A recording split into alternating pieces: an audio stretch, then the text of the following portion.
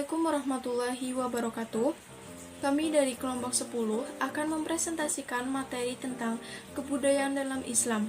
Sebelumnya, perkenalkan anggota-anggota kelompok kami yang terdiri dari Nadia Dwi Permatasari, Akrom Julian Lebar Pratama, Cikwita Laila Mahfud, Desi Fitriastuti, Almas Atilia Aini Anas, serta Setia Subekti. Pada kesempatan kali ini, kami akan menjelaskan tentang 1. Hubungan manusia, agama, dan kebudayaan Islam. 2. Sejarah kebudayaan dan peradaban Islam baik di dunia maupun di Indonesia. 3. Dialektika Islam dan kebudayaan. 4. Islam, tradisi, adat, dan kebudayaan. 5. Akulturasi, inkulturasi Islam dengan kebudayaan. 6. Sinkretisme agama dan Islam. 7. Agama, kebudayaan, dan bid'ah. Serta 8. Strategi Islamisasi dan pelestarian kebudayaan Islam Nusantara. Hubungan antara manusia, agama, dan kebudayaan masyarakat. Dalam kehidupan bermasyarakat, agama dan kebudayaan adalah dua hal yang dekat implementasinya, meskipun agama dan kebudayaan bukan merupakan kesatuan yang utuh.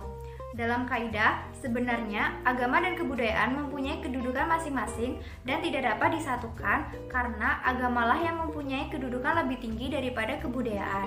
Namun, keduanya mempunyai hubungan yang erat dalam kehidupan masyarakat.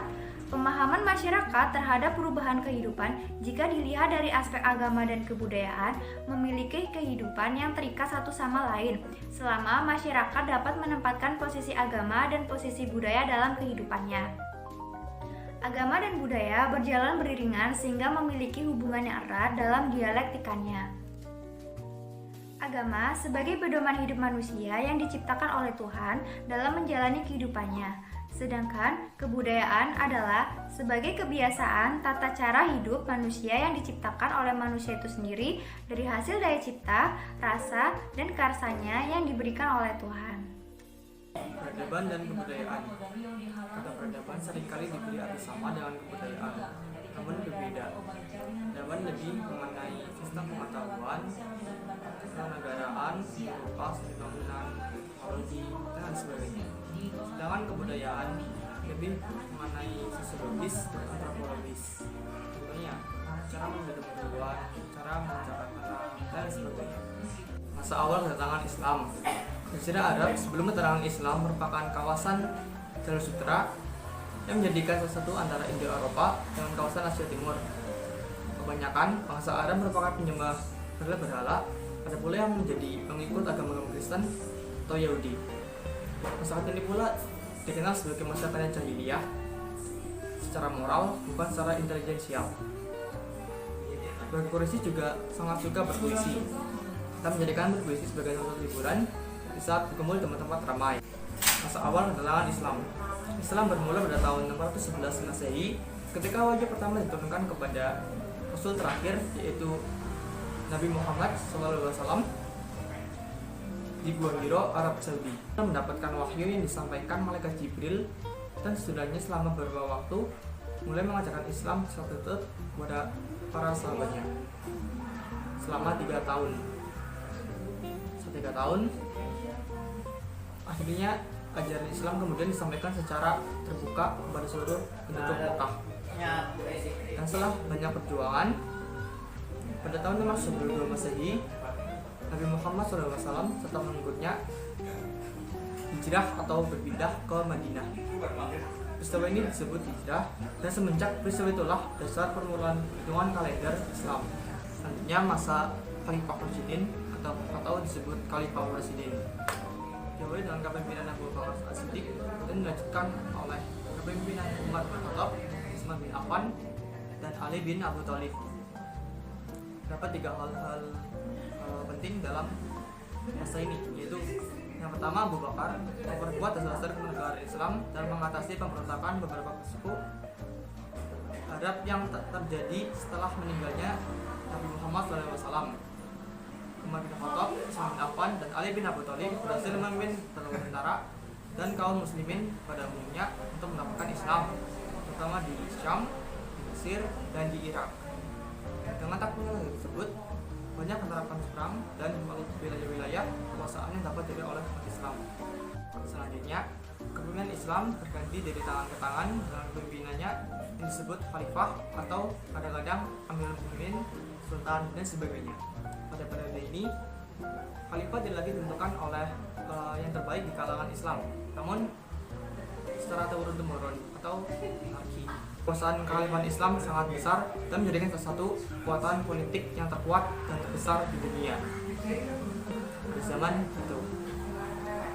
Di zaman ini juga timbul tempat-tempat pembelajaran ilmu agama, filsafat, sains, dan tata bahasa Arab di berbagai wilayah dunia Islam yang telah mewujudkan suatu kontinuitas budaya Islam yang agung. Di masa ini pula banyak bermunculan ahli-ahli dari berbagai negeri-negeri Islam. Kesultanan Utsmaniyah atau Kerajaan Ottoman secara nominal dianggap sebagai kekhalifahan Islam yang terakhir. Akhirnya tumbang selepas Perang Dunia Pertama.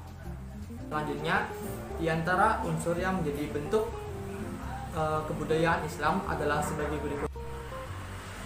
Yang pertama, sistem politik, yaitu hukum Islam dan khilafah. Yang kedua, sistem kemasyarakatan dibagi menjadi 6 kelompok, yaitu penguasa, tokoh agama, militer, cendekiawan, pekerja dan petani. Yang ketiga yaitu ilmu pengetahuan, yang mulai mendapat perhatian atau berkembang pada masa dinasti Abbasiyah. Selanjutnya, sejarah peradaban atau penyebaran Islam di Indonesia. Islam masuk Indonesia pada abad 7 Masehi yang dibawa oleh pedagang-pedagang di daerah Arab, Persia, maupun dari India. Menjelang berakhirnya abad ke-17 atau tahun 1285, berdiri kerajaan Daulah Islam yang pertama, yaitu Samudra Pasai. Selanjutnya bermunculan kerajaan Islam. Melalui kerajaan Islam itulah agama Islam makin berkembang pesat dan menyebar ke seluruh berbagai wilayah di Indonesia. Lalu, sejarah kebudayaan Islam di Indonesia. Kebudayaan Islam di Indonesia yang berasal dari kerajaan-kerajaan Islam pertama di Indonesia membawa dan menyebarkan melalui perdagangan. Karena biasanya sebagai berikut. Yang pertama, sejarah kerajaan Islam. Sejarah Islam Indonesia terkenal sebagai lahirnya banyak kerajaan Islam seperti Samudra Pasai, Demak, maupun kerajaan Mataram sebagai kerajaan terakhir. Yang kedua, penyebaran agama Islam melalui berdagang. Selain melalui kerajaan Islam tadi, cara satunya menyebarkan Islam Indonesia adalah berdagang, karena mayoritas penduduk Indonesia adalah petani dan pedagang. Yang ketiga, sejarah Wali Songo. Sejarah Islam sangat berhubungan dengan Wali Songo, karena disebutkan bahwa Wali Songo selain kan menyebarkan agama Islam, juga menyebarkan kebudayaan Islam. Yang keempat, kesenian Islam, contohnya musik gambus, lagu nasyid, dan lain-lain juga mendukung sejarah perkembangan dan budaya Islam. Yang kelima, pendidikan dan kebudayaan Islam. Pendidikan sangat menyatu dan sejalan dengan kebudayaan, dan pendidikan juga terdapat pada sejarah Islam, di mana para wali songo merupakan bagian dari pendidikan atau pengajar yang bisa mengubah sejarah Islam serta pengembangannya. Yang keenam, film sejarah sastra menjadi salah satu media dakwah seperti lirik dan lagu dan puisi yang di dalamnya ada materi spiritual. Tujuannya agar masyarakat bisa lebih menerima dakwah dengan tangan terbuka dan hati yang lapang. Dialektika kebudayaan dalam Islam.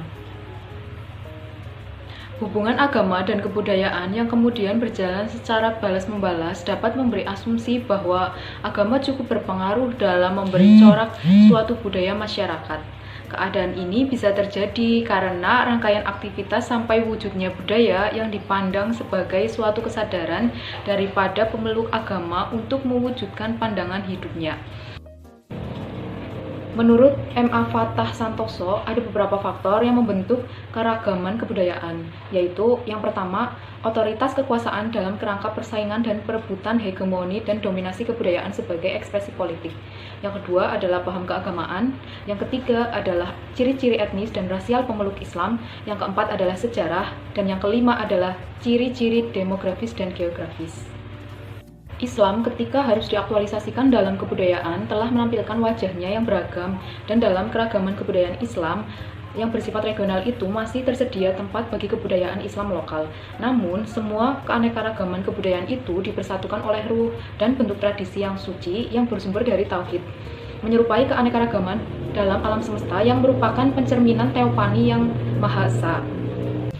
Dari keanekaragaman kebudayaan ini terimplisitkan beberapa prinsip pengembangan kebudayaan Islam, yaitu yang pertama prinsip keterbukaan, yang kedua prinsip toleransi, yang ketiga adalah prinsip kebebasan, dan yang keempat adalah prinsip otentisitas yang tersirat dari visi keagamaan. Selanjutnya mengenai Islam, tradisi, adat, dan kebudayaan. Menurut Quraisy Shihab, hubungan antara Islam dengan tradisi, adat, dan kebudayaan dibagi menjadi 3. Yang pertama, ada kalanya Islam bertolak belakang sama sekali dengan budaya setempat. Sebagai contoh, budaya perkawinan di Mekah pada masa jahiliyah.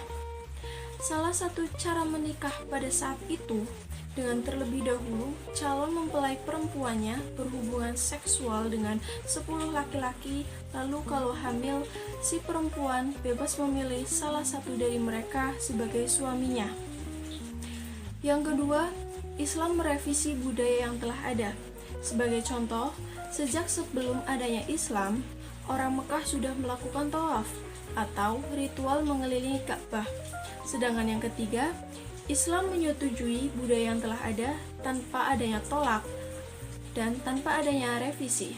Seperti budaya berpakaian orang-orang Arab yang lelakinya mengenai jubah sedangkan perempuannya berjilbab. Akulturasi dan inkulturasi Islam dengan kebudayaan.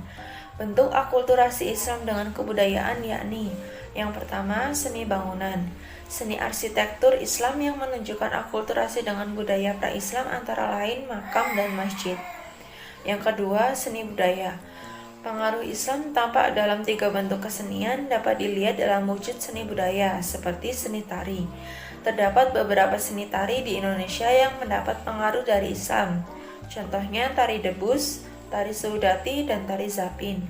Yang ketiga, seni sastra.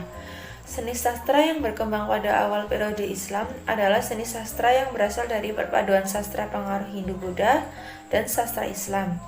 Bentuk-bentuk karya sastra tersebut diantaranya A. Hikayat. Hikayat merupakan kisah perseorangan yang diangkat dari tokoh-tokoh terkenal yang hidup pada masa itu. B. Babat. Babat merupakan suatu karya sastra yang hidup dalam masyarakat tradisional dan lingkungan kebudayaan Jawa. C. Suluk. Suluk merupakan kitab-kitab yang berisi ajaran tasawuf. Yang keempat, sistem kalender. Pada masa Islam digunakan sistem kalender atau penanggalan baru dengan sistem Hijriyah. Kalender Hijriyah diawali dengan bulan Muharram dan diakhiri dengan bulan Zulhijjah. Perhitungan 1 tahun dalam Islam adalah 12 kali siklus bulan yang berjumlah 354 hari, 8 jam, 48 menit, dan 36 detik. Yang kelima, tradisi dan upacara. Terdapat tradisi dan upacara yang merupakan perpaduan antara unsur-unsur lokal Hindu-Buddha dan Islam yang mengalami proses sinkretisasi. Tradisi ziarah. Tradisi ziarah adalah kebiasaan masyarakat Islam untuk mengunjungi tempat-tempat keramat berupa makam raja atau orang-orang penting pada hari-hari tertentu yang dimakamkan di halaman masjid. Upacara. Upacara-upacara keagamaan sebagai wujud akulturasi dengan agama Islam yang sampai saat ini masih terus dilaksanakan adalah peringatan Maulid Nabi, Isra Mi'raj, Hari Raya Idul Fitri, dan Hari Raya Idul Adha.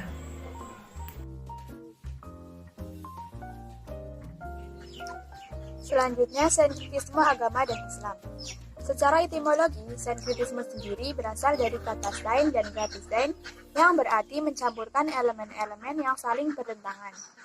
Sedangkan jika dilihat dari sudut pandang keagamaan, sinkretisme merupakan suatu paham yang gerakannya berupa mempersatukan agama yang ada di seluruh dunia hingga menyamakan kedudukannya. Sehingga dapat disimpulkan bahwa sinkretisme merupakan suatu upaya untuk menyatukan agama di seluruh dunia dengan harapan terbentuknya satu agama untuk seluruh umat. Nah, Dengan menyamakan kedudukan, berarti semua agama di seluruh dunia, bahkan yang tidak memiliki agama pun dianggap sama kedudukannya.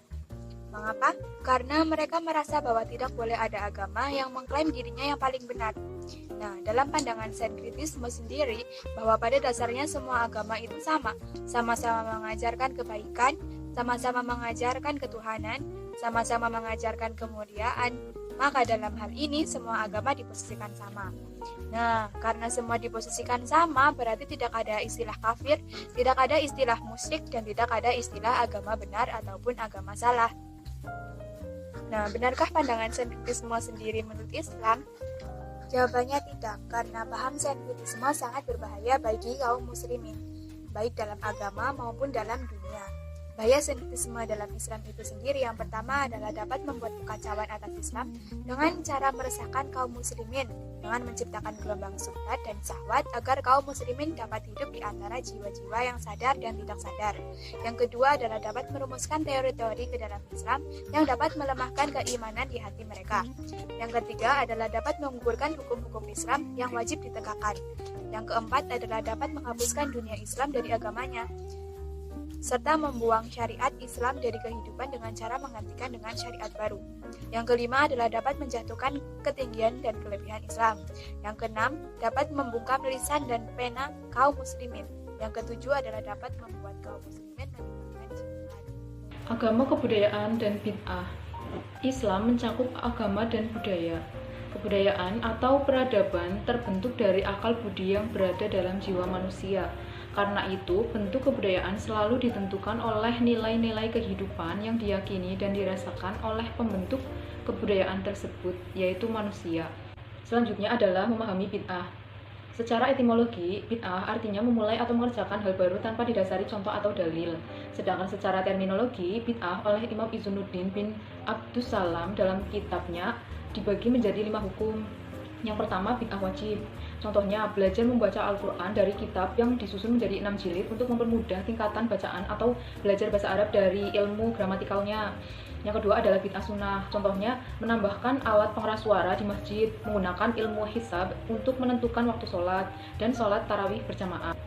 Yang ketiga adalah bid'ah mubah. Contohnya, doa tahlil, berzikir dengan suara keras setelah sholat, memperingati hari maulid Nabi, sampai bersalaman setelah sholat wajib berjamaah.